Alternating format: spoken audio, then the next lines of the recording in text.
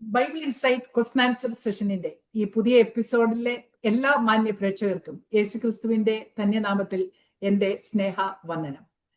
വിശുദ്ധ തിരുവെഴുത്തുകളെ സ്നേഹിക്കുകയും വായിക്കുകയും പഠിക്കുകയും ചെയ്യുന്ന ദൈവമക്കൾക്ക് സ്വാഭാവികമായും ഉണ്ടാകുന്ന സംശയങ്ങൾക്കും ചോദ്യങ്ങൾക്കും വേദപുസ്തക അടിസ്ഥാനത്തിൽ തന്നെ ഉത്തരം കണ്ടെത്തി പ്രേക്ഷകരിലേക്ക് എത്തിക്കുക എന്നുള്ളതാണ് ഈ സെഷനിൽ കൂടി ഞങ്ങൾ ഉദ്ദേശിക്കുന്നത്. കഴിഞ്ഞ 60-ൽ പരം എപ്പിസോഡുകളിൽ കർത്താവിൽ പ്രസിദ്ധനും വേദ അധ്യാപകനുമായ doctor Babu John Vettamala sir പ്രേക്ഷകരുടെ അനേകം സംശയങ്ങൾക്ക് തൃപ്തികരമായ മറുപടി നൽകി കഴിഞ്ഞു. ഇന്നും നിങ്ങളുടെ സംശയങ്ങൾക്ക് മറുപടി തരുവാനായി ബഹുമാനപ്പെട്ട കർത്തൃദാസൻ നമ്മോടൊപ്പമുണ്ട്. Welcome to this session sir. Sir, ഈ സെഷനിലെ ആദ്യത്തെ ചോദ്യം ഒരു ജനറൽ ചോദ്യമാണ്. ചോദ്യം ഇതാണ്: യേശുക്രിസ്തു ആണല്ലോ മഹാപുരോഹിതനായി ഇപ്പോൾ സ്വർഗത്തിൽ പക്ഷവാദം ചെയ്യുന്നത്. അങ്ങനെയെങ്കിൽ മൽക്കീസദേക്ക് ആരാണ്? താനും മഹാപുരോഹിതനാണെങ്കിൽ സ്വർഗത്തിൽ 2 മഹാപുരോഹിതന്മാർ ഉണ്ടോ? ഗുഡ്, നല്ല ചോദ്യം. സ്വർഗത്തിൽ 2 മഹാപുരോഹിതന്മാർ ഇല്ല. നമുക്ക് അറിയാവുന്നിടത്തോളം 2 പ്രീസ്റ്റ്ലി ഓർഡേഴ്സ് ഉണ്ട്.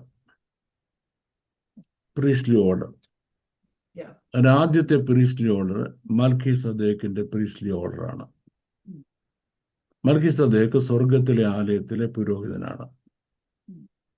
സ്വർഗത്തിലൊരു ദേവാലയമുണ്ട്.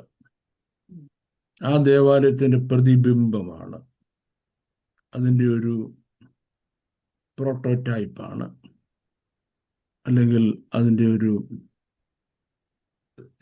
ചെറിയ രൂപമാണ് യെരുശലേം ദേവാലയത്തിൽ എന്ന് പറയുന്നത്.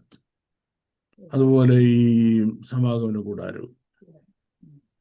സ്വർഗത്തിലെ ആലയത്തിലെ പുരോഹിതന്റെ ശുശ്രൂഷ മൽക്കീസദേക്ക് ചെയ്തുകൊണ്ടിരിക്കുകയായിരുന്നു. മൽക്കീസദേക്കിന്റെ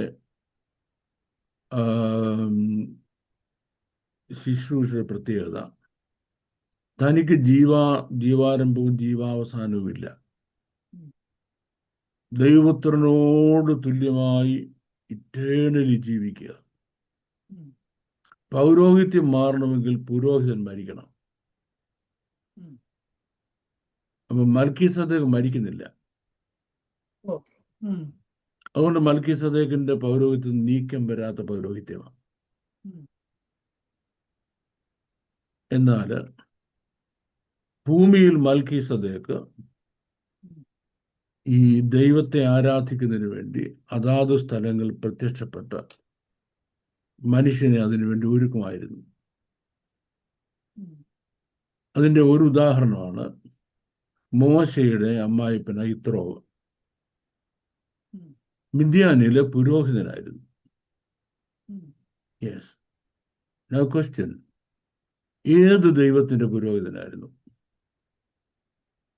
തൻ്റെ ജാതീയ ദേവന്റെ പുരോഹിതനല്ലായിരുന്നു. Because he had a great understanding of the God of Israel. യഹോവയായ ദൈവത്തെ പറ്റി ധാരണയുള്ള ആളായിരുന്നു ഈ യിത്രോവ്. അപ്പൊ നമുക്ക് ചോദിക്കാം, യിത്രോവിന് ദൈവത്തെ പറ്റി അറിവ് ആരാ കൊടുത്തത്? മൽക്കീസദേക്കാണ് കൊടുത്തത്. അപ്പൊ എൻ്റെ ഈ ആൻസർ കേൾക്കുന്ന ആൾക്കാർക്ക് എന്നോട് ചോദിക്കാം, അത് എനിക്കെങ്ങനെ അറിയാവുന്നത്? ഇപ്പൊ ഈ ജൂയിഷ് ക്രോണിക്കൽസ് എന്നൊരു പീരിയോഡിക്കൽസ് ഉണ്ട്. ജൂയിഷ് ക്രോണിക്കൽസ് ചെയ്യുന്നത് തൽമൂദിലും തിരുവെഴുത്തിലും പറഞ്ഞ കാര്യങ്ങൾ അവരതിനെപ്പറ്റി ഇങ്ങനെ ഓരോ ലക്കം ഇങ്ങനെ എക്സ്പ്ലെയിൻ ചെയ്തുകൊണ്ടിരിക്കും. തൽമൂദുകൾ എന്ന് പറയുന്നത് അവർ പിന്നീട് എഴുതിയ ഓറൽ തോറയാണ്. പ്രത്യേകത, ദൈവം മോശയോട് ഒരുപാട് കാര്യങ്ങൾ പറഞ്ഞു കൊടുത്തു. ആദ്യം എഴുതി കൊടുത്ത ശേഷം പിന്നെ ഒരുപാട് കാര്യങ്ങൾ പറഞ്ഞു കൊടുത്തു. പറഞ്ഞു കൊടുത്തതിലെ ഒരു ഭാഗമാണ് നമുക്ക് എഴുതി കിട്ടിയിരിക്കുന്നത്. അതിന്റെ മൈന്യൂട്ട് ഡീറ്റെയിൽസ് നമുക്ക് എഴുതി കിട്ടിയിട്ടില്ല താനും. മൈന്യൂട്ട് ഡീറ്റെയിൽസ് ആണ് ഈ ഓറൽ തോറ എന്ന് പറയുന്നത്. മൈന്യൂട്ട് ഡീറ്റെയിൽസ് ഓറൽ തോറ. അപ്പൊ ഈ ഓറൽ തോറയിലാണ് ഇതിനെപ്പറ്റി മൽക്കി സദേക്കിന്റെയും അദ്ദേഹത്തിന്റെ ശുശ്രൂഷയെ പറ്റിയും അദ്ദേഹം പ്രത്യക്ഷപ്പെട്ടതിനെ പറ്റിയും ഒക്കെ ഡീറ്റെയിൽഡ് ആയിട്ട് പറഞ്ഞിട്ടുള്ളത്. അപ്പം അത് ഒരു സാധാരണക്കാർക്ക് ഇന്നും മനസ്സിലാകത്തില്ല. I mean ordinary Jews. നമ്മുടെ കാര്യങ്ങളാ, നമുക്ക് ഒരു ബൈബിളെ മനസ്സിലാകത്തില്ല, പിന്നോട്ട് തോറാ പോകുന്നത്. അപ്പോൾ ഇത് ഈ അവരെ എഡ്യൂക്കേറ്റ് ചെയ്യുന്നതിന് വേണ്ടി ഈ ജൂവിഷ് ക്രോണിക്കൽസിൽ സ്ഥിരമായിട്ട് അതിൻ്റെ ഓരോ ഭാഗം ഇട്ടുകൊണ്ടിരിക്കും. അപ്പോൾ ഈ ജൂവിഷ് ക്രോണിക്കൽസിൻ്റെ പറഞ്ഞതനുസരിച്ചാണ് നമുക്ക് ഈ കാര്യം അറിയാവുന്നത്. നമ്മൾ ബൈബിൾ പഠിപ്പിക്കുമ്പോൾ ഒരു ടൈമിൽ നമ്മുടെ കയ്യിലിരിക്കുന്ന റിട്ടൺ ബൈബിളിലെ നോളജ് നമുക്ക് ഇൻസഫിഷ്യൻ്റ് ആകും. ഇപ്പം നമ്മൾ കാനാവിലെ കല്യാണം പഠിപ്പിക്കാൻ പോവാം. സൺഡേ സ്കൂളിലെ കുട്ടികളെ പഠിപ്പിക്കാൻ നമുക്ക് ബൈബിൾ എഴുതി തന്നിരിക്കുന്ന ഡീറ്റെയിൽസ് മതി. ഫിനിഷ്. പിന്നെ ഞാൻ മുമ്പൊരിക്കൽ പറഞ്ഞ പോലെ ഏതെങ്കിലും കുരുത്തക്കം കൊട്ടാൻ പറയാനത്തിരുന്ന് കാനാവിൽ ആരുടെ കല്യാണമായിരുന്നു എന്ന് ചോദിച്ചാൽ നമ്മൾ വലിയ ബുദ്ധിമുട്ടിലാകും, അല്ലേ? ഇനി കൽപ്പാത്രം എവിടെ കിടന്നിരുന്നത് എന്ന് ചോദിച്ചാൽ നമ്മൾ ബുദ്ധിമുട്ടാകും. ഈ വെള്ളം എപ്പോഴാണ് വീഞ്ഞായത് എന്ന് ചോദിച്ചാൽ നമ്മൾ ബുദ്ധിമുട്ടിലാകും. അപ്പം നമുക്ക് സാധാരണ ബൈബിൾ പഠിക്കാൻ ബൈബിളിൽ പറഞ്ഞിരിക്കുന്ന ഡീറ്റെയിൽസ് ഇനഫാണ്. പക്ഷേ അതിൻ്റെ അപ്പുറത്ത് ഒരു ബൈബിൾ സ്റ്റഡിയിലേക്ക് പോകണമെങ്കിൽ we have to go march out of the map of the holy Bible എന്ന് പറയും. അതിന് നമ്മൾ ഹിസ്റ്ററി പോവും, ജിയോഗ്രഫി പോവും, ടോപ്പോഗ്രഫിയിൽ പോവും, പിന്നെ ഈ റിലീജിയസ് ബാക്ക്ഗ്രൗണ്ട്, ജൂവിഷ് ട്രഡീഷൻ, ഇങ്ങനെ ഒരുപാട് കാര്യങ്ങളിലേക്ക് നമ്മൾ പോകും. ഇപ്പൊ ഇവിടെ വന്നത് മൽക്കീസദേക്കാ. മൽക്കീസദേക്കിനെ പറ്റി ഏറ്റവും കുറച്ച് മെൻഷനേ ബൈബിളിലുള്ളൂ. നമ്മൾ പഴയ നിയമത്തിൽ വായിക്കുന്നു മൽക്കീസദേക്കിനെ, സങ്കീർത്തനത്തിൽ വായിക്കുന്നു, പിന്നെ നമ്മൾ എവിടെ വായിക്കുന്നു? എബ്രായ ലേഖനത്തിലേ ഉള്ളൂ. അപ്പം അതുകൊണ്ട് നമുക്ക് മൽക്കീസദേക്കിനെ പറ്റി ഒരാളുടെ ചോദ്യം ചോദിച്ചാൽ മറുപടി പറയാൻ സഫീഷ്യൻ്റ് അല്ല. അവിടെ വരുമ്പോൾ ഈ ഓറൽ തോറയിലേക്കും തൽമൂദ് എന്നൊക്കെ പറയുന്നതും ജൂവിഷ് ക്രോണിക്കൽസ് ഒക്കെ നമ്മൾ പോകുന്നത്. അപ്പം ഞാൻ പറഞ്ഞു, മോശയുടെ അമ്മായപ്പന ഇത്രോവ് ദൈവത്തിൻ്റെ പുരോഹിതനായിരുന്നു. പുരോഹിതനാക്കിയത് മൽക്കീസദേക്കാണ്. ഇതുപോലെ പൗരോഹിത്യം കിട്ടിയിട്ടും പിന്നെയും ജാതീയ ദേവന്മാരുമായിട്ടുള്ള പരിപാടിയിൽ പോകുന്ന കക്ഷി ഉണ്ടായിരുന്നു. ഏതാ? ബിലയാം പുരോഹിതനായിരുന്നു. അപ്പോൾ തന്നെ ബിലയാം മറ്റേ പരിപാടിയും കാണിക്കുമായിരുന്നു, ഇടത്തോട് പരിപാടിയും കാണിക്കുമായിരുന്നു. അപ്പം ഭൂമിയിൽ മനുഷ്യന് ദൈവത്തെ ആരാധിക്കാനുള്ള ബേസിക് ലെവൽ ഇൻഫർമേഷൻ കൊടുക്കുകയും യാഗം കഴിച്ച് ദൈവത്തോട് ബന്ധപ്പെടുന്നതിനുള്ള ഒരു അറിവ് മനുഷ്യന് പകർന്നു കൊടുക്കുകയും ചെയ്തുകൊണ്ടിരുന്ന സ്വർഗത്തിലെ പുരോഹിതനായിരുന്നു മൽക്കീസദേക്ക്. ഈ മൽക്കീസദേക്ക് ആ ശുശ്രൂഷ നടത്തിക്കൊണ്ടിരിക്കുമ്പോഴാണ് മോശയോട് ദൈവം പറഞ്ഞിട്ട് അഹരോന്യ പൗരോഹിത്യം ആരംഭിക്കുന്നത്. അപ്പോൾ നമുക്കറിയാവുന്ന രണ്ടാമത്തെ പൗരോഹിത്യം അഹരോന്യ പൗരോഹിത്യമാണ്. അഹരോന്യ പൗരോഹിത്യം ആരംഭിക്കുമ്പോൾ തന്നെ അത് നീങ്ങിപ്പോകുമെന്ന് 2 ഹിന്റ് കൊടുത്തിരുന്നു. 2 ഹിൻസ്. ആ ഹിൻസിൽ 2 അല്ല 3 ഹിൻസ് ഉണ്ട് കേട്ടോ. ഫസ്റ്റ് ഹിന്റ് എന്ന് പറഞ്ഞാൽ നിലവിലിരിക്കുന്ന മഹാപുരോഹിതൻ മരിച്ചു പോകുമ്പം അയാളുടെ പൗരോഹിത്യം തീർന്നു. അപ്പൊ അയാൾ മരിക്കുന്നതിന് മുമ്പ് വേറൊരാളെ പൗരോഹിത്യം ട്രാൻസ്ഫർ ചെയ്യണം. മരണത്തോടുകൂടി അയാൾ നീക്കം വന്നു. ഇനി അയാൾ എന്തെങ്കിലും ശുശ്രൂഷ ബാക്കി വെച്ചിട്ടുണ്ടെങ്കിൽ അടുത്ത് വരുന്ന ആളിനത് ഏറ്റെടുക്കാൻ പറ്റത്തില്ല. ഒരു എക്സാമ്പിൾ പറഞ്ഞാൽ, ഈ ഒരാൾ അബദ്ധത്തിൽ ഒരാളെ കൊന്നിട്ട് രക്തപ്രതികാരൻ അവനെ കൊല്ലാതിരിക്കുന്നതിന് വേണ്ടി അവൻ ഓടിപ്പോയി രക്ഷപ്പെടുന്നത് സങ്കേത നഗരങ്ങളുണ്ടായിരുന്നു.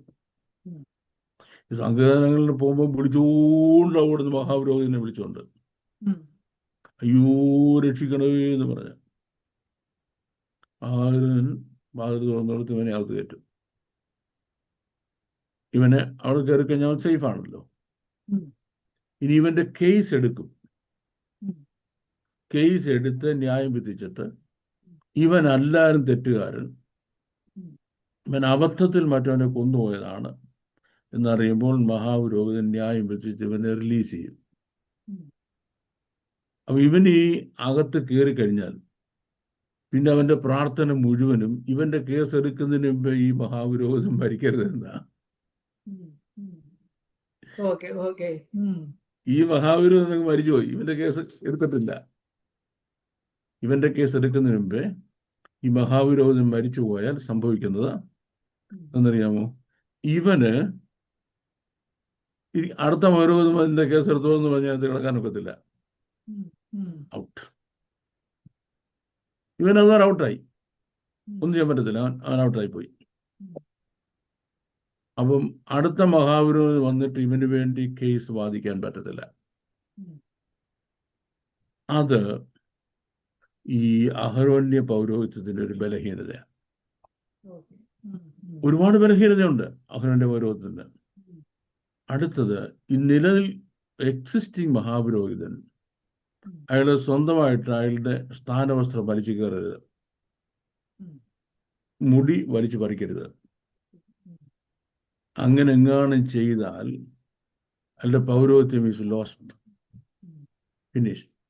അപ്പൊ നോക്കണേ, ആ പൗരോഹിത്യം കൊടുക്കുന്നുണ്ട് ഈ രണ്ട് കണ്ടീഷൻസും കൊടുത്തിരുന്നു. അപ്പം one can easily understand that this is not going to be eternal or permanent. ഇത് eternal അല്ല, പെർമനന്റ് അല്ല. One day it is going to finish എന്നുള്ള ഉറപ്പായ ഒരു കാര്യമായിരുന്നു. അതായിരുന്നു ഈ രണ്ടാമത്തെ പൗരോഹിത്യത്തിന്റെ പ്രത്യേകത. അപ്പൊ ദെൻ മൽക്കീസദേക്കിന്റെ ക്രമപ്രകാരം എന്നേക്കും ജീവിക്കുന്ന മഹാപുരോഹിതൻ എന്ന് പേര് പറയത്തക്ക രീതിയിൽ നമ്മുടെ വാഴ്ത്തപ്പെട്ട കർത്താവ് പൗരോഹിത്യം ഏൽക്കാൻ വരികയാണ്. അപ്പം വാഴ്ത്തപ്പെട്ട കർത്താവ് പൗരോഹിത്യം ഏൽക്കാൻ വരുന്നതിന് മുൻപ് ഉള്ള ചില കാര്യങ്ങളുണ്ട്. ഒന്നാമത്തെ കാര്യം, ഈ അഹരോന്യ പൗരോഹിത്യം നീങ്ങിപ്പോകണം. അഹരോന്യ പൗരോഹിത്യം നീങ്ങിപ്പോകുന്നതിന് വേണ്ടി ഇതിൽ ഒരെണ്ണം മഹാപുരോഹിതൻ ചെയ്യണം. ഒന്നും മുടി വലിച്ചു പറിക്കണം, അല്ലെങ്കിൽ തുണി വലിച്ചു കയറണം. രണ്ടും ചെയ്തേ ഒക്കത്തുള്ളൂ. കയ്യാപ്പാവ് ഏതായാലും സ്വന്തമായിട്ട് ഇതൊക്കെ ചെയ്തു, ആരും ജയിച്ചതല്ല. നമ്പർ 1. അപ്പൊ ഞാൻ അടുത്തൊരു ക്വസ്റ്റ്യൻ ഉണ്ട്. അടുത്തൊരാൾ ലോഹിട്ടം കയറിയാൽ മതിയല്ലോ. അടുത്തൊരാള് ലോഹിട്ട് കയറിയ പ്രശ്നം തീർന്നല്ലോ. പക്ഷെ അടുത്ത ആള് ലോഹിട്ട് കയറിയാലും നടക്കത്തില്ല. കാരണം ശുശ്രൂഷ ചെയ്യേണ്ടത് ഹോളിയസ്റ്റ് ഓഫ് ദ ഹോളിയില. ഹോളിയസ്റ്റ് ഓഫ് ദ ഹോളിയിലെ മഹാപുരോഹിതന്റെ ശുശ്രൂഷ ചെയ്യേണ്ടത്. അപ്പൊ ഹോളിയസ്റ്റ് ഓഫ് ദ ഹോളിയിൽ വേറെ ആർക്കും കയറാൻ ഒക്കത്തില്ല. ഇദ്ദേഹത്തിന് മാത്രം കയറാൻ ഒക്കത്തുള്ളൂ. ഇദ്ദേഹത്തിന് മാത്രം കയറുന്നത് ഇദ്ദേഹം ചോര കൊണ്ടാണ് കയറുന്നത്. ആട്ടുകൊറ്റന്മാരുടെ ചോര കൊണ്ടാണ് അകത്ത് കയറുന്നത്. അപ്പൊ ഇദ്ദേഹം ആട്ടുകൊറ്റന്മാരുടെ ചോര കൊണ്ട് ആ വർഷം അകത്ത് കയറാൻ തയ്യാറാകുന്നതിന് മുൻപ്, that's A very serious thing. ആ വർഷം അകത്ത് കയറാൻ തുടങ്ങുന്നതിന് മുൻപ് നിത്യാത്മാവിനാൽ ദൈവത്തിന് തന്നെത്താൻ നിഷ്കളങ്കനാൻ അർപ്പിച്ച കുഞ്ഞാട് തന്റെ രക്തം കാൽവിരൽ ഒഴുക്കുകയും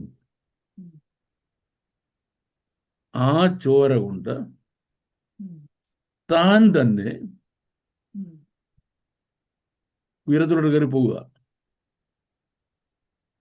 അപ്പം ഈ കൂടാരത്തിൽ ഉൾപ്പെടാത്ത ഈ സൃഷ്ടിയിൽ ഉൾപ്പെടാത്ത വലിപ്പവും തികവുമേറിയ വേറൊരു കൂടാരത്തിലേക്ക് സ്വന്തം ചോര കൊണ്ട് പോകുമ്പോൾ ഇവിടെ ഇത് ഈ കർട്ടൻ കൊണ്ട് സൂക്ഷിക്കേണ്ട കാര്യം എന്തോന്നാ? ഇത് വലിച്ചു കീറി കൊടുത്തു. മനസ്സിലേ? അപ്പം ഒന്നാമത് കുപ്പായം കീറി, രണ്ടാമത് തിരശ്ശീലയും കീറി. ഫിനിഷ്ഡ്. സ്വർഗത്തിൽ കയറി ചെന്നു. സ്വർഗത്തിൽ കയറി ചെല്ലുമ്പോൾ മൽക്കീസദേക്ക് തൻ്റെ ശുശ്രൂഷ അതിനോട് ഇദ്ദേഹത്തെ ട്രാൻസ്ഫർ ചെയ്ത് കഴിഞ്ഞു. മൽക്കീസദേക്കിന്റെ ശുശ്രൂഷ അതോടെ തീർന്നു എന്ന് പറഞ്ഞതിനൊക്കെ നല്ലത് മൽക്കീസദേക്ക് 1500 വർഷമായിട്ട് ശുശ്രൂഷ ചെയ്യാതിരിക്കുക. For a span of 1500 years, he is not in the ministry. അഹരോനിക് പൗരോഹിത്യം ഉള്ളതുകൊണ്ട് ഇപ്പൊ അഹരോന്റെ പൗരോഹിത്യം നീങ്ങി മൽക്കീസദേക്ക് തന്റെ പൗരോഹിത്യം യേശുക്രിസ്തുവിനെ ഏൽപ്പിക്കുകയും ചെയ്തപ്പോ കർത്താവ് മഹാപുരോഹിതനായിട്ട് സ്വർഗത്തിൽ ഇപ്പൊ ഇരിക്കുക. കർത്താവ് ഇപ്പൊ മഹോന്നതന് സ്വർഗത്തിൽ ഇരിക്കുന്നത് കൊണ്ട് മൽക്കീസദേക്ക് പൗരോഹിത്യ ശുശ്രൂഷ ചെയ്യുന്നതായിട്ട് നമുക്കൊരു എവിഡൻസും ഇല്ല. നമ്മൾ എന്തെങ്കിലും ഭാവനയൊരു സ്റ്റോറി കുക്കപ്പ് ചെയ്യുകയാണെങ്കിൽ, suppose we try to cook up some story in our imagination. Whatever story we try to cook up in our imagination, incorrect. എന്തുകൊണ്ട് ഇൻകറക്റ്റ് ആകാന്ന് കഴിച്ചാൽ നമുക്ക് ബൈബിളിൽ എവിഡൻസ് ഇല്ല. ഇനി ഈ ഭൂമിയിൽ നടക്കുന്ന കാര്യമാണെങ്കിൽ നമുക്ക് ബൈബിളിന് പുറത്ത് ഒരു ഹിസ്റ്റോറിക്കൽ എവിഡൻസ് എടുക്കാം, അല്ലെങ്കിൽ ഒരു ടോപ്പോഗ്രഫിക്കൽ എവിഡൻസ് എടുക്കാം, ഒരു ബയോഗ്രഫിക്കൽ എവിഡൻസ് എടുക്കാം. ഈ ഭൂമിയിൽ നടക്കുന്ന ഏത് കാര്യത്തെ പറ്റിയാണെങ്കിലും ബൈബിളിൽ അതിന്റെ ഫുൾ പിക്ചർ അല്ലെങ്കിൽ ഹിസ്റ്ററിയിൽ അതിന്റെ ഫുൾ പിക്ചർ ഉണ്ട്. ഇത് സ്വർഗത്തിലാണ് നടക്കുന്നത്. അവിടെ പോയി ആരും എഴുതുന്നില്ല. അവിടെ നടക്കുന്ന ചില കാര്യങ്ങൾ പ്രവചന ദൃഷ്ടിയിൽ ദാവീദ്, ആസാഫ്, ഏഥാൻ ഇങ്ങനെ തുടങ്ങിയ റെയറസ്റ്റായ ചില വിഷണറീസ് നമുക്ക് എഴുതിയിട്ടുണ്ട്. നമുക്ക് 1-2 കാര്യങ്ങൾ വളരെ റിയറായിട്ട് നമ്മുടെ വാഴ്ത്തപ്പെട്ട കർത്താവ് ഭൂമിയിലേക്ക് പുരോഹിതനായി വരുന്നതിന് മുൻപ്, ഭൂമിയിലേക്ക് രക്ഷകനായി വരുന്നതിന് മുൻപ് സ്വർഗത്തിൽ നടക്കുന്ന സമ്മേളനത്തെ പറ്റി. അപ്പോൾ ഞാൻ പറഞ്ഞു, ഹണ്ണിയാഗം നീ ഉച്ചിച്ചില്ല, ഭോജനയാഗത്തിൽ പ്രസാദമില്ല. അപ്പോൾ ഞാൻ പറഞ്ഞു, ഇതാ ഞാൻ വരുന്നു, പുസ്തകച്ചുരുളിൽ എന്നെ പറ്റി എഴുതിയിരിക്കുന്ന എൻ്റെ ദൈവമേ അങ്ങനെ ഇഷ്ടം ചെയ്യാൻ ഞാൻ പ്രിയപ്പെടുന്നു. അത് അവിടെ നടന്നൊരു കോൺവെർസേഷൻ. അതിനെപ്പറ്റി നമുക്ക് ദാവീദ് പ്രവചന ദൃഷ്ടിയിൽ പറഞ്ഞൊരു എവിഡൻസ് ഉണ്ട്. ഇങ്ങനെ 1-2 കാര്യങ്ങൾ നമുക്ക് എവിഡൻസ് ഉണ്ട്. അല്ല സ്വർഗത്തിൽ നടന്ന എല്ലാ കാര്യങ്ങളെ പറ്റി നമുക്ക് നമ്മുടെ ഭാവനയിൽ കയറി പറയാൻ ദൈവം നമ്മളെ അനുവദിക്കുന്നില്ല. നമ്മൾ ഈ ക്വസ്റ്റ്യന്റെ കൺക്ലൂഷൻ ഇങ്ങനെ വരുത്തുന്നത്, this how we come to the conclusion. സ്വർഗത്തിൽ ഇന്ന് പൗരോഹിത്യ ശുശ്രൂഷ ചെയ്യുന്നത് കർത്താവ് യേശുക്രിസ്തുവാണ്. മൽക്കീസദേക്ക് എന്താണ് ചെയ്യുന്നത്? മൽക്കീസദേക്ക് ഒന്നും ചെയ്യുന്നില്ല. ഒന്നും ചെയ്യുന്ന നമുക്ക് എവിഡൻസ് ഇല്ല. ഇനിയും വരാനിരിക്കുന്ന കാലത്ത് നമ്മുടെ വാഴ്ത്തപ്പെട്ട കർത്താവ് നീങ്ങിപ്പോകാത്ത പൗരോഹിത്യം പ്രാപിച്ചു.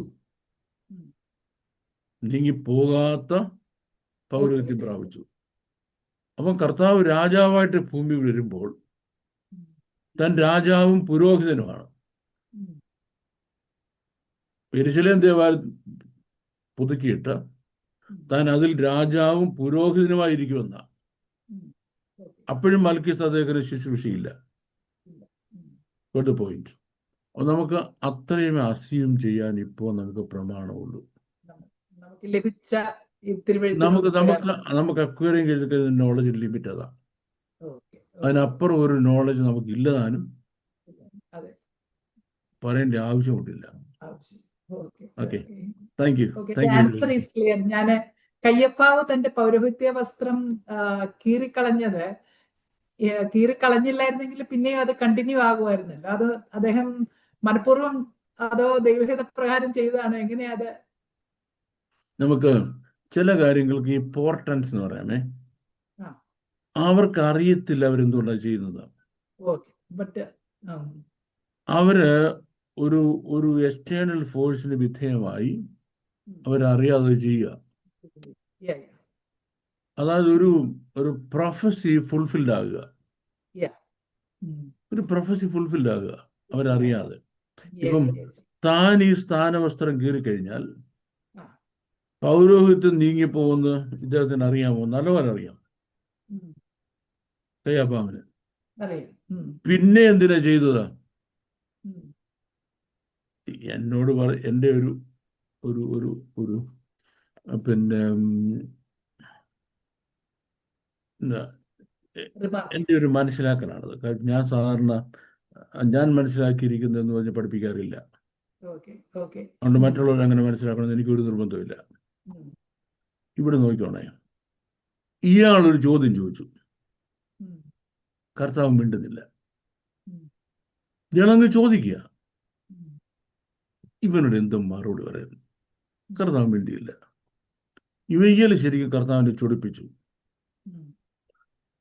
നീ ജീവനുള്ള ദൈവത്തിന്റെ പുത്രനായ ക്രിസ്തുവോ എന്ന് ഞാൻ ദൈവത്തെ കൊണ്ട് നിന്നോടാണ് ഇടിയിച്ച് ചോദിക്കുന്നു.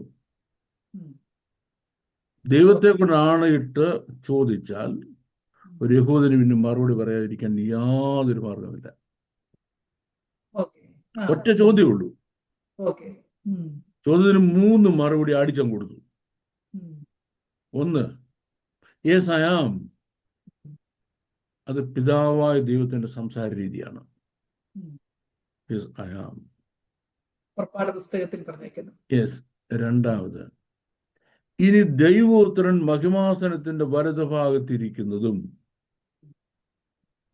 അവൻ ദൈവത്തിന്റെ വലതുഭാഗത്തിരിക്കാൻ യോഗ്യനെ ഒരാളേ ഉള്ളൂ, ദൈവത്തിന്റെ പുത്രനായ ക്രിസ്തുവാണ്.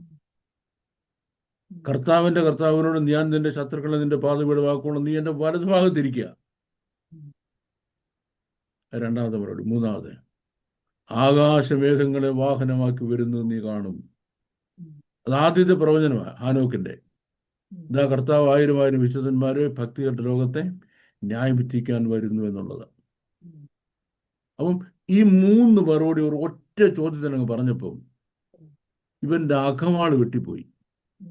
He lost his senses. ബുദ്ധിയും ബോധവും എല്ലാം പോയി. എന്തോ ചെയ്യേണ്ടെന്ന് അറിയത്തില്ല. ഈ ഇരിപ്പങ്ങ് കുനിഞ്ഞു താഴോട്ടം കുനിഞ്ഞെന്തറിയാമോ? വസ്ത്രത്തിന്റെ തൊങ്ങലിൽ പിടിച്ചൊരു ഒറ്റ ചീറല് ഇവന് സംഭവിച്ചു പോയതാണ്. അവനൊരു പക്ഷെ മനസ്സിലായി കാണും, ചേട്ടാ ഞാൻ ചെയ്ത കൊള്ളരിയാണല്ലോ എന്ന്. പക്ഷെ പിൽക്കാലത്ത് വന്ന് നമ്മുടെ പുള്ളിക്കാരന്മാർക്ക് ഇത് മനസ്സിലായില്ല. അവരതുകൊണ്ട് കുപ്പായം തിരിച്ചു തയ്ച്ചു കീറിക്കളഞ്ഞ യെരുശലേം ദേവാലയത്തിന്റെ തിരശീലൻ വീണ്ടും കഴിച്ചിട്ട് ചിരട്ടക്കരിയൊക്കെ അടിച്ച് മണിയൊക്കെ കിലുക്കി പുകയൊക്കെ കഴിച്ച് ഇപ്പോഴും പരിപാടി നടത്തിക്കൊണ്ടിരിക്കുക. ഇത് 2000 വർഷം മുമ്പ് യേശുക്രിസ്തു അവസാനിപ്പിച്ചതാണെന്നൊരു ബോധം ഇതുവരെ അവർക്ക് വന്നിട്ടില്ല. That is the answer, ma'am. Thank you very much, sir. വളരെ ക്ലിയർ ആയിട്ടുള്ള ഒരു ആൻസർ ആയിരുന്നു. അടുത്ത ചോദ്യം, സങ്കീർത്തനം 14-ന്റെ 2-ാം വാക്യം. ദൈവത്തെ അന്വേഷിക്കുന്ന ബുദ്ധിമാനുണ്ടോ എന്ന് സങ്കീർത്തനത്തിൽ ഈ വാക്യത്തിൽ പറയുന്നു. ചോദ്യം ഇതാണ്, ഈ വാക്യപ്രകാരം ബുദ്ധിമാൻ ദൈവത്തെ അന്വേഷിക്കുന്നില്ല എന്നാണോ അതോ ദൈവത്തെ ബുദ്ധിയോടെ അന്വേഷിക്കണം എന്നാണോ അർത്ഥമാക്കേണ്ടത്? ഒന്നാമത്തെ അതിന്റെ അർത്ഥമല്ല, രണ്ടാമത്തേതില് അതിന്റെ അർത്ഥമുണ്ട്. താനും ദൈവത്തെ ബുദ്ധിയോടെ അന്വേഷിക്കണം എന്നുള്ളത് എങ്ങനെയോ നമുക്ക് നഷ്ടമായിരിക്കുന്ന ഒരു മെസ്സേജാണിത്. ഇപ്പം ഫോർ എക്സാമ്പിൾ, ദൈവം നമ്മളെ അന്വേഷിക്കുന്ന ഒന്ന് പ്രാർത്ഥനയിൽ ദൈവമുഖം അന്വേഷിക്കുക. പൗലോസ് പറയാ, എനിക്ക് ആത്മാവ് കൊണ്ടും പ്രാർത്ഥിക്കാം, ബുദ്ധി കൊണ്ടും പ്രാർത്ഥിക്കാം. ആത്മാവിൽ 1000 വാക്ക് പ്രാർത്ഥിക്കുന്നതിനേക്കാൾ ബുദ്ധി കൊണ്ട് 2 വാക്ക് പ്രാർത്ഥിക്കുന്നത് ഏറെ നല്ലത്. ഇനി നമ്മൾ ആരാധിക്കുന്നു. നമ്മളെ സംബന്ധിച്ചുള്ള ഈ കൂടി വരവിലും മാക്സിമം ബുദ്ധികേട് കാണിക്കുന്നതാണ് ആത്മീയ ആരാധന എന്ന് പറയുന്നത്. ഒരുത്തിൽ നിന്ന് ഏതാണ്ടെല്ലാം വിളിച്ചു പറയാം, അവനും അറിയത്തില്ല, കേൾക്കുന്നവർക്ക് അറിയത്തില്ല എന്താന്ന്. ഭയങ്കര പരിശുദ്ധാത്മ സാന്നിധ്യമായിരുന്നു.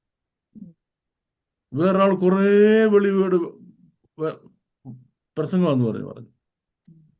പുള്ളി പറഞ്ഞ വചനം എന്നെ പരിശുദ്ധാത്മാവ് പ്രേരിപ്പിക്കുകയായിരുന്നു. പറഞ്ഞ മുഴുവൻ ബുദ്ധികേടാണ്. ആലോചിക്കേ.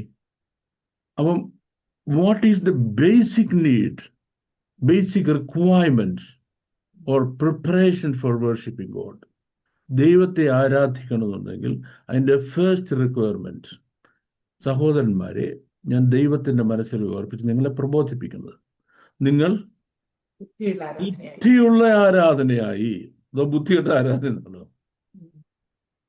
നിങ്ങള് ബുദ്ധിയുള്ള ആരാധനയായി. ഇനി ദൈവത്തോട് നമ്മൾ ഇതിനും ചോദിക്കാൻ പോവാം. ദൈവത്തിന് ഏറ്റവും ഇഷ്ടമുള്ള പ്രാർത്ഥനാ വിഷയം എന്താ? ബുദ്ധിക്ക് വേണ്ടി പ്രാർത്ഥിക്കുക. ശരവനത്തിന് വേണ്ടി ചോദിച്ചത് ബുദ്ധിക്ക് വേണ്ടി, അതല്ലേ? ഇഷ്ടംപോലെ കൊടുത്തു. ഇനി നമ്മളൊരു കാര്യം ചോദിച്ചാൽ ഈ നമ്മുടെ നീഡിനപ്പുറമായിട്ട് ഡെഫിനിറ്റ് സെർവ് എന്ന് പറഞ്ഞ ഒറ്റ പ്രാർത്ഥന വിഷയമുള്ളൂ. അത് ബുദ്ധിയാണ്. നിങ്ങളിൽ ഒരുത്തിന് ബുദ്ധി കുറവാണെങ്കിൽ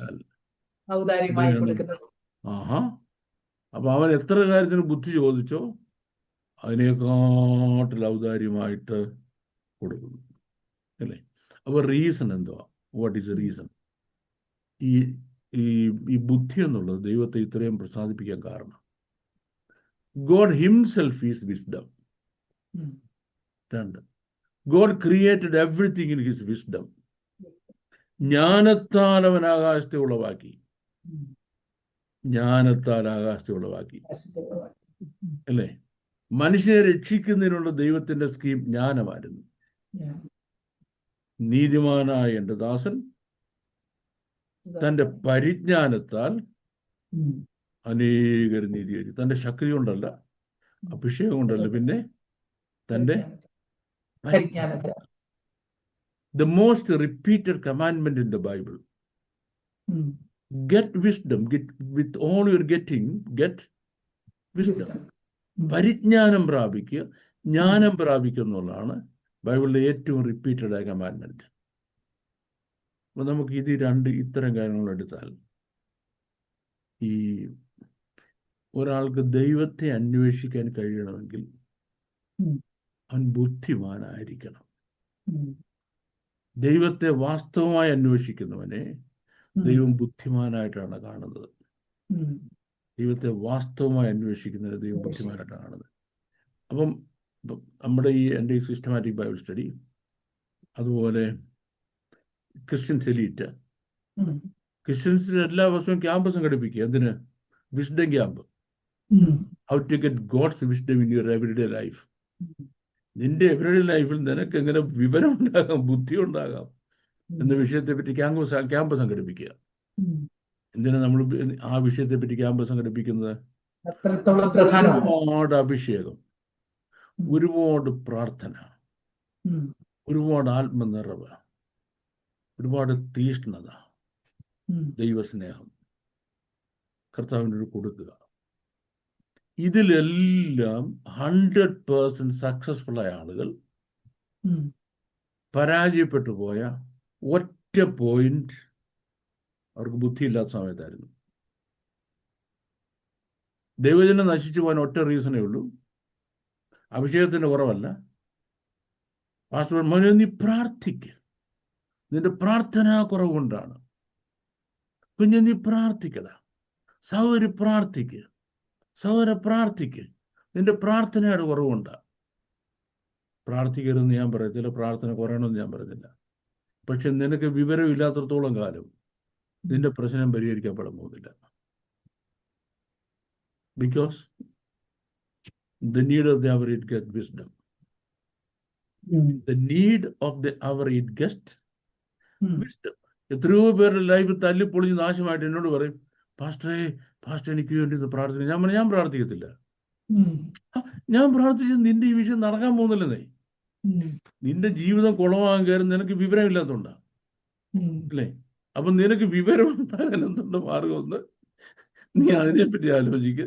പ്രാർത്ഥന കൊണ്ട് ഈ വിഷയത്തിന് പരിഹാരം. ഇങ്ങനെ പറഞ്ഞ് ചെല്ലു പറയും, അയ്യോ പ്രാർത്ഥന കൊണ്ട് പരിഹാരമില്ലാത്ത പറഞ്ഞ ഒരു പാസ്റ്ററെ കണ്ടോ? പ്രാർത്ഥന കൊണ്ട് പരിഹാരമില്ലെന്ന് ഞാനല്ല ആദ്യം പറഞ്ഞത്. പ്രാർത്ഥന കൊണ്ട് പരിഹാരമില്ലെന്ന് പറഞ്ഞ ദൈവം ആദ്യം. ഈ ഏലി പുരോഹിതന് വേണ്ടി ശമൂവേൽ പ്രാർത്ഥിക്കാൻ പോകും പറഞ്ഞു, അവന്റെ വീട്ടിലെ പ്രശ്നങ്ങൾക്ക് പ്രാർത്ഥന കൊണ്ട് പരിഹാരമില്ല. പക്ഷെ എന്തുകൊണ്ട് പരിഹാരമുണ്ട്? അവൻ ബുദ്ധിയോടെ മക്കളെ നിലയ്ക്ക് നിർത്തിയിരുന്നെങ്കിൽ പരിഹാരം ഉണ്ടായിരുന്നു, അല്ലേ? ഇതേ പ്രവാചകൻ രണ്ടാമത് പ്രാർത്ഥിച്ചത് ഇയാൾക്ക് വേണ്ടിയാണ്, ശൗലിന് വേണ്ടിയാ. ദൈവം എന്ത് പറഞ്ഞു? അവന് വേണ്ടി പ്രാർത്ഥിക്കരുത്. എന്തുകൊണ്ട്? അവൻ ഇപ്പോഴും ബുദ്ധിയോടെ പെരുമാറുന്നില്ല. അപ്പൊ ബുദ്ധിയോടെ പെരുമാറാത്ത ഒരുത്തിന് വേണ്ടി പ്രാർത്ഥിച്ചാലും പ്രയോജനമില്ല. അല്ല, ബൈബിളിൽ പ്രമാണമില്ലെന്നേ.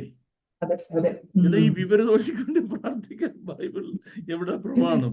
അവനോട് പറയണം, എടാ നിന്റെ വിവരമില്ലാത്തതാണ് ഇതിന്റെ പ്രശ്നത്തിന് കാരണം. അതുകൊണ്ട് നീ പോയി, എന്നെ കൊണ്ട് പറ്റത്തില്ല, നീ പോയി ദൈവമേ എനിക്ക് ബുദ്ധി തരണമേ എന്ന് പ്രാർത്ഥിക്കണം.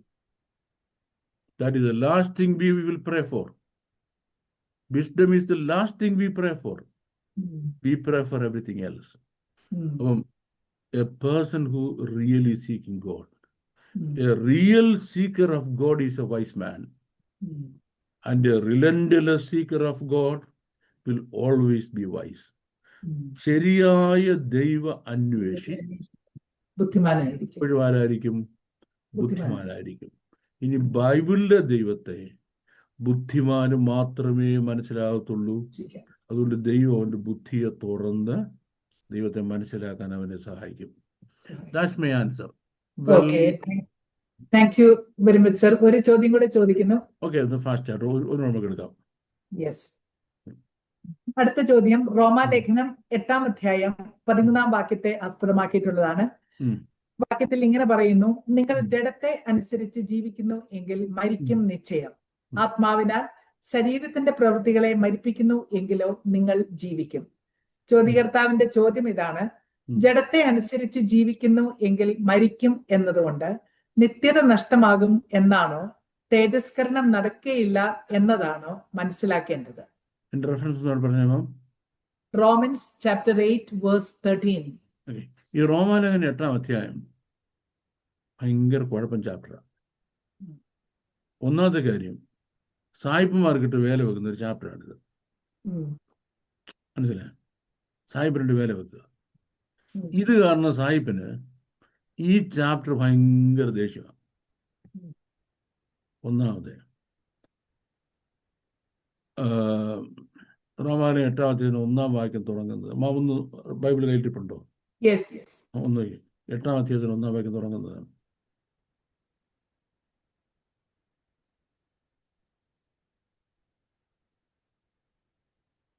എട്ടാം അധ്യായം 1 തൊട്ട്. അതുകൊണ്ട് ഇപ്പോൾ ക്രിസ്തുവേശുവിലുള്ളവർക്ക് ഒരു ശിക്ഷാവിധിയും ഇല്ല. അതുകൊണ്ട് ഇപ്പോൾ ക്രിസ്തുവേശുവിലുള്ളവർക്ക് ഒരു ശിക്ഷാവിധിയും ഇല്ല. ജീവന്റെ ആത്മാവിന്റെ പ്രമാണം എനിക്ക് പാപത്തിന്റെ മരണത്തിന്റെ പ്രമാണത്തിന് ക്രിസ്തുവേശുവിൽ സ്വാതന്ത്ര്യം വരുത്തിയിരിക്കുന്നു. ഇതിനേക്കാൾ എന്തോ സന്തോഷം വേണം? ഞാന് ക്രിസ്തുവേശുവിലുണ്ടെന്ന് ഞാൻ പള്ളി പോകുന്നവൻ, ക്രിസ്ത്യാനി. അവിടെ എനിക്കുള്ള ഗുണം എന്താ? എനിക്ക് എന്തോ ചെയ്താലും ശിക്ഷയില്ല.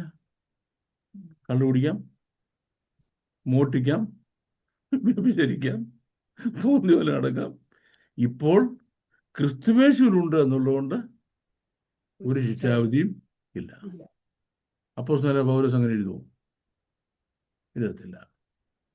ബൈബിളിലെ പ്രമാണം അതാണോ? അല്ല. പൗലോസ് എന്തോ എഴുതിയത്? പൗലോസ് എഴുതിയതല്ല റോമാലേഖനത്തിൽ ട്രാൻസ്ലേറ്റ് ചെയ്തിരിക്കുന്നത്. 8-ാം അധ്യായത്തിൽ പൗലോസ് എഴുതിയതല്ല ട്രാൻസ്ലേറ്റ് ചെയ്തിരിക്കുന്നത്. പൗലോസ് എഴുതിയിരിക്കുന്നത്, now therefore there is no condemnation unto those who are in Christ Jesus, who walk not according to the flesh but according to the Spirit.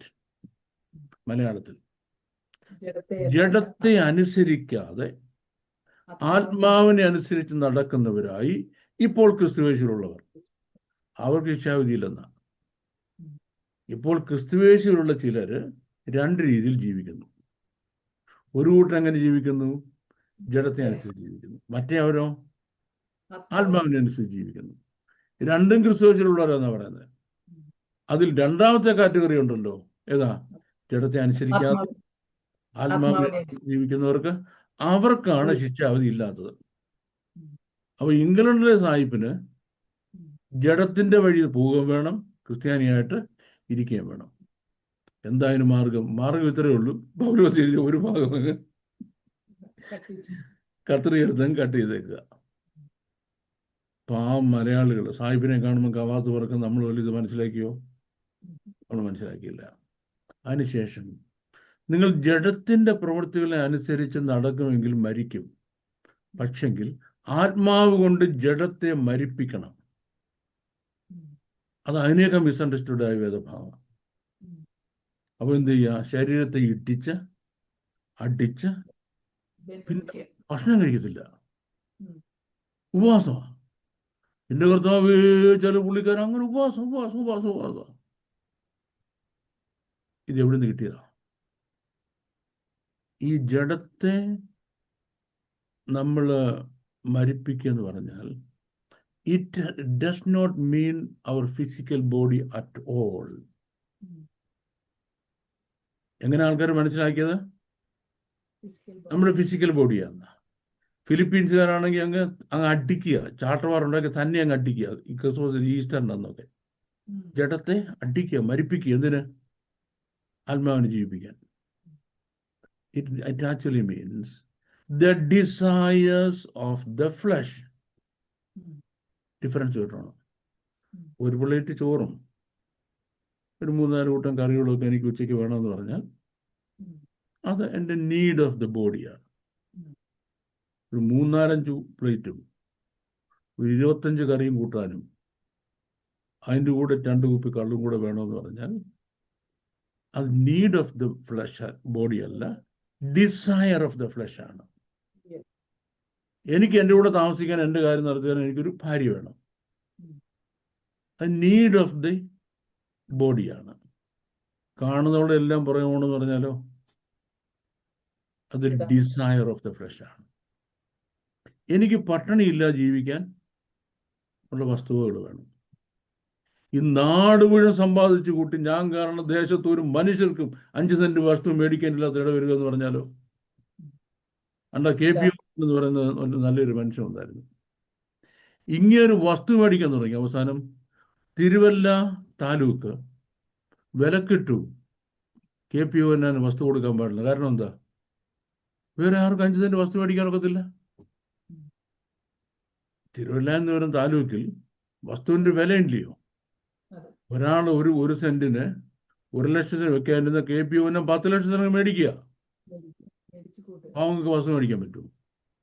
ഇനിയും KP അങ്ങോട്ട് മേടിക്കാൻ തുടങ്ങിയാൽ വേറെ ആർക്കും കടക്കടം കിട്ടുമോ? ഇത് ഡിസയർ ഓഫ് ദ ഫ്ലഷ് ആണ്, എന്തല്ല നീഡ് ഓഫ് ദ ഫ്ലഷ് അല്ല. ലോകം മുഴുവൻ സുവിശേഷം പ്രസംഗിച്ച് ലക്ഷക്കണക്കിന് ആളുകളെ നേടിയ KP യോഹന്നാന് തനിക്കും തന്റെ പ്രസ്ഥാനത്തിനും ആവശ്യത്തിന് അധികമായ സ്വത്ത് വാരി കൂട്ടിയാൽ അത് ദൈവത്തിന്റെ ശിക്ഷാവധി കാരണമായി തീരും. ഡിസയർ ഓഫ് ഫ്ലഷ് ആണ് എന്നുള്ളത് തിരിച്ചറിയാൻ കഴിഞ്ഞില്ല. അപ്പൊ നമ്മള് ഡിസയർ ഓഫ് ദ ഫ്ലഷിനെ മരിപ്പിച്ചില്ലെങ്കിൽ നീ തട്ടിപ്പോകുമെന്ന്. ഞാൻ വേറെ ഉദാഹരണം ഒന്നും പറയണ്ടല്ലോ.